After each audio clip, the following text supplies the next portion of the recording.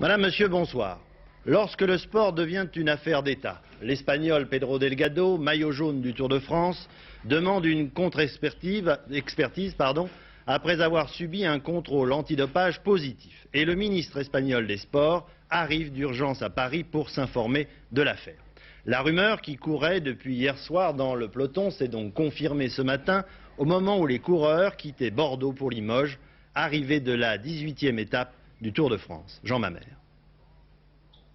10 h ce matin, Pedro Delgado est assailli par toute la presse. Les rumeurs sont terminées. Le coureur espagnol officialise qu'il a bien reçu une note pour lui signifier qu'un contrôle antidopage positif est retenu contre lui.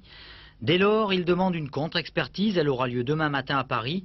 Mais il se rend tout de même, comme si de rien n'était, sur la ligne de départ.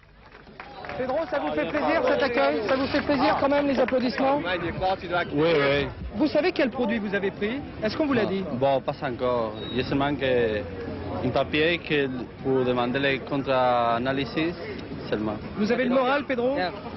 Oui, moral, mais c'est en ce moment un peu mauvais parce que pour les questions d'hier. Qu'est-ce qui s'est passé dans votre tête depuis quelques heures finalement? Bon, je suis ici dans la ligne de départ et je crois que c'est bien. Vous pensez que l'issue finale de ce Tour de France vous sera favorable? Bon, oui, pourquoi pas. Que va-t-il se passer maintenant? Soit Delgado est reconnu positif, il est alors déclassé dernier de l'étape Grenoble-Villard-de-Lans, reçoit 10 minutes de pénalité et perd le Tour de France. Soit la contre-expertise innocente Delgado et cela aura été beaucoup de bruit pour rien.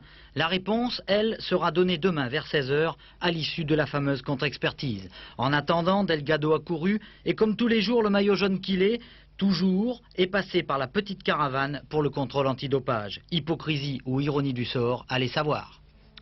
Je vous le disais avant le résumé de l'étape d'aujourd'hui que vous venez de suivre, la politique se mêle du sport dans cette affaire. Le ministre espagnol des Sports, justement, arrive à Paris ce soir pour assister demain matin aux contre-expertises qui vont avoir lieu à Paris.